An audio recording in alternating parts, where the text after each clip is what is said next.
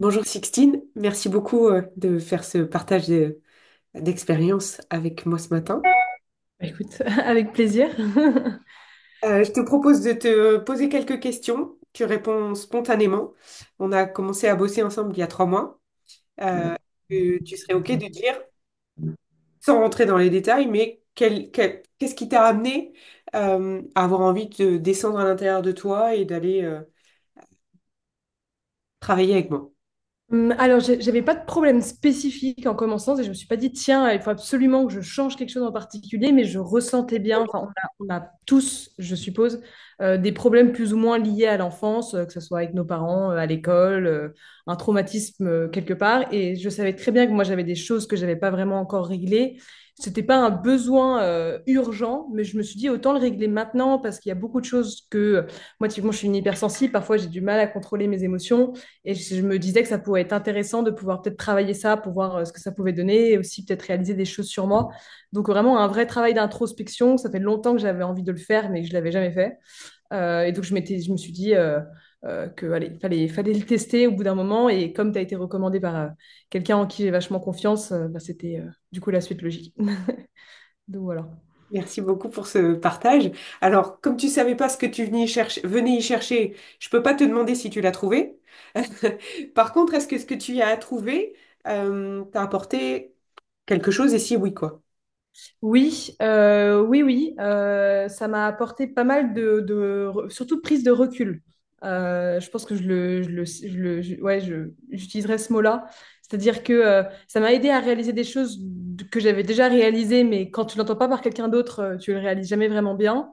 À pouvoir réussir plus facilement à prendre du recul sur des choses qui te paraissent énormes, alors qu'en fait, quand tu regardes à l'échelle de temps, c'est pas si énorme que ça quand tu regardes une semaine, un mois, un an après. Et surtout réussir à un maximum comprendre ce que je voulais, qu'est-ce qui est bon pour moi, réussir à nettoyer des choses dans le passé. Et ça, je trouve qu'on a vachement bien avancé dessus. Donc, de toute façon, moi, j'ai prévu de continuer avec toi, donc c'est que parce que la route est encore longue à faire. Et puis, de toute façon, j'adore bosser avec toi, donc j'ai pas prévu d'arrêter pour le moment. Ouais. Merci beaucoup. Bah, ça répond peut-être à la deuxième. Est-ce que tu recommanderais ce travail à quelqu'un et à quel type de personne tu penses que ça peut aider? Alors, je le recommanderais évidemment, je l'ai déjà fait, mais après, c'est vrai que, comme tu le disais, il y a beaucoup de gens qui osent pas le faire ou qui se mettent un peu une protection. Soit c'est parce qu'ils ne croient pas au fait que ça peut vraiment les aider, soit parce qu'ils aiment pas en parler. En fait, je le recommanderais à n'importe quel type de personne. Moi, j'ai une amie récemment qui a perdu sa mère, je l'ai vachement poussée à le faire, mais je pense qu'elle n'est pas du tout prête à en parler, donc voilà. Mais comme je le recommanderais à n'importe quelle personne qui va bien, moi, mes associés, je leur recommanderais vraiment de le faire. J'ai déjà un associé qui voit un psy, donc c'est un peu différent, mais ça reste l'idée reste la même. Et je sais que ça aide énormément les gens, surtout sur des choses parfois qu'ils n'osent pas parler ou dont ils osent parler, mais ils n'ont pas vraiment les solutions et ils ont du mal à avoir un regard extérieur dessus. Et... Donc en vrai, n'importe quel type de personne, pour moi, il ne faut pas attendre d'aller mal avant de voir quelqu'un qui t'aide en fait sur tes émotions ou sur des prises du recul ou sur des choses du passé. Faut le faire dès que même justement ça va bien pour éviter qu'un jour, quand ça va vraiment mal, que tu sois vraiment au fond du trou, quoi.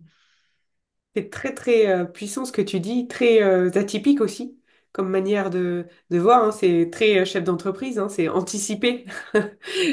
Je suis dans prévoir et dans augmenter mes potentiels au moment où justement j'ai la disponibilité et l'espace. Donc c'est très intéressant comme manière de voir. Il y a des personnes, comme tu l'as dit très justement, soit qui ont peur parce qu'elles se disent, mais peut-être que ça va être pire, que je vais découvrir des choses que je vais pas savoir gérer, ou qui vont se dire, oui, c'est quand même un énorme investissement, est-ce que je mérite d'investir en moi, sans savoir trop où je vais, qui souvent aussi ont été déçus d'avoir essayé des choses qui n'ont pas fonctionné et de se dire est-ce que je vais être encore déçu? Qu'est-ce que tu aurais envie de dire à quelqu'un qui a envie, qui écoute ce que je dis et qui se reconnaît probablement dans beaucoup de choses que je dis ou que je partage, mais qui est encore dans ce rond-point-là de j'y vais pas, est-ce que c'est une bonne chose ou pas? Est-ce que toi, tu aurais quelque chose à leur recommander? Moi, je pars du principe que le fait de prendre soin de soi psychologiquement, c'est l'un des meilleurs investissements que les gens peuvent faire. Et justement, en fait, je pense que beaucoup de gens seraient prêts à mettre pas n'importe quel prix, mais seraient prêts à dépenser un gros prix dessus parce que la charge mentale que ça peut leur enlever et les pansements que ça peut mettre sur les blessures qui existent sont tellement utiles et importants qu'en fait, ça vaut n'importe quel investissement, selon moi. Que tu aies beaucoup de moyens ou pas, ça doit être une vraie priorité parce qu'après, ça t'aide pour le reste de ta vie et ça fait beaucoup de bien. Et en fait, il n'y a rien de mieux que de se faire du bien à soi-même psychologiquement parce que c'est juste, enfin, tu vis constamment avec ta propre conscience, donc juste si tu vas bien, bah, la vie est quand même beaucoup plus facile, quoi. Hmm. Et après, tu bosses mieux, tu avances mieux, tu gères mieux tes relations. Pour moi, c'est l'une des choses les plus importantes sur lesquelles capitaliser, ouais.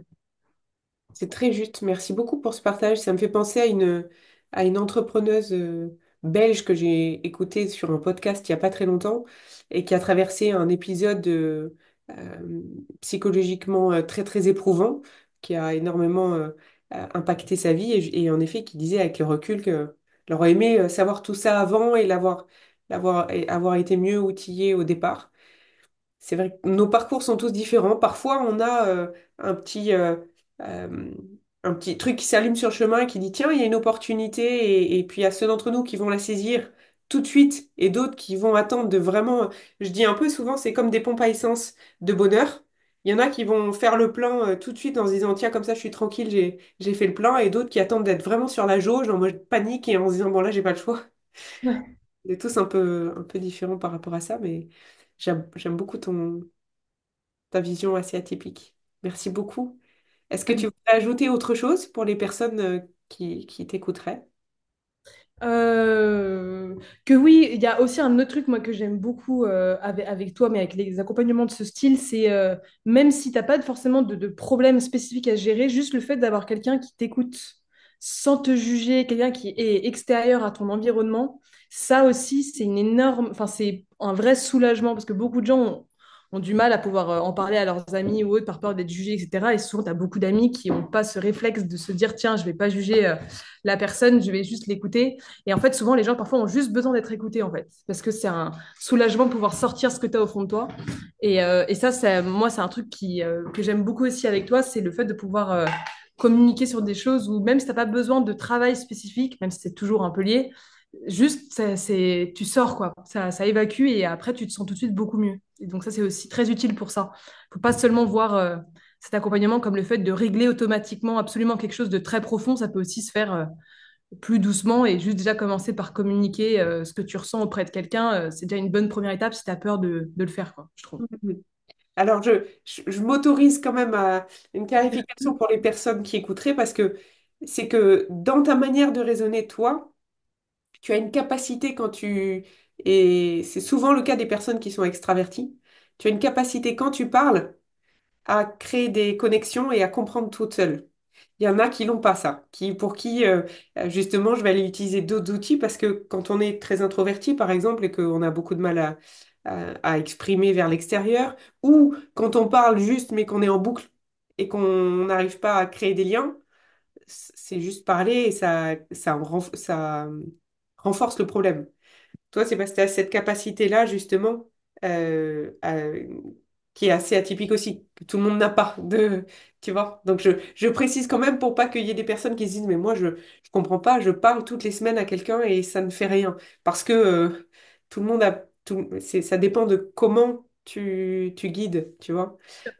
Cela dit, ce qui est aussi très puissant, je trouve, quand on a des vies très, très chargées comme la tienne, c'est aussi de se dire, j'ai un moment qui n'est qu'à moi dans Ouais. lequel je vais pouvoir aller déposer des choses où en fait, comme tu dis, je vais pouvoir expérimenter une authenticité complète, puisque dans ce lien-là, je suis en sécurité et on m'accueille exactement comme je suis, je peux tester des choses que je peux pas tester dans la vraie vie.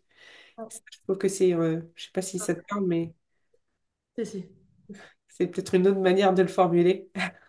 Non, mais c'est vrai, tu as des gens qui le trouvent dans le sport, mais en fait, le sport, tu parles pas vraiment, tu évacues d'une autre manière. Et c'est vrai que c'est un bon moment pour soi où tu peux t'écouter parler, t'écouter penser et avoir un miroir qui te juge pas. C'est très agréable. Merci pour ce partage. Avec plaisir. Je coupe l'enregistrement ou tu veux rajouter autre chose? C'est bon? Non, c'est bon, je crois que j'ai tout Ouais. dit. Super, bah, je te retrouve tout de suite alors. Merci beaucoup.